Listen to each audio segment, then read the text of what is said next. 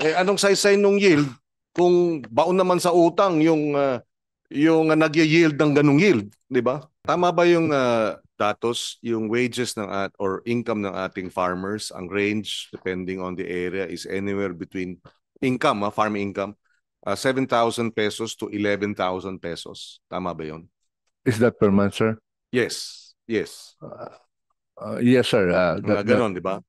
Roughly. Di ba? 7 to 11 per month. Yes, sir. But the PSA says for you to be able to afford the most basic of needs, you need to be earning around 13,000 a month. So in other words, kung farm income lang, talagang kapos ang farmer. Yes, sir. That's Yeah. Okay. Please proceed.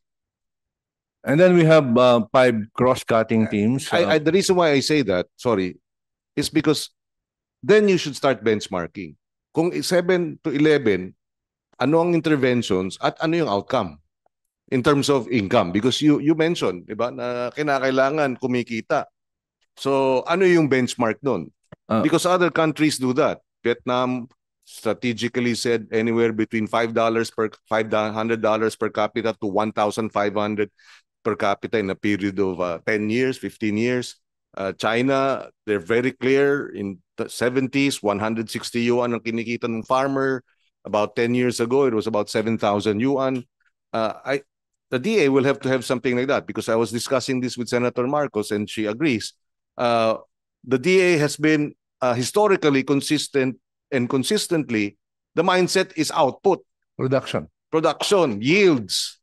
Anong saysay nung yield kung baon naman sa utang yung nag-yield ng ganung yield, di ba?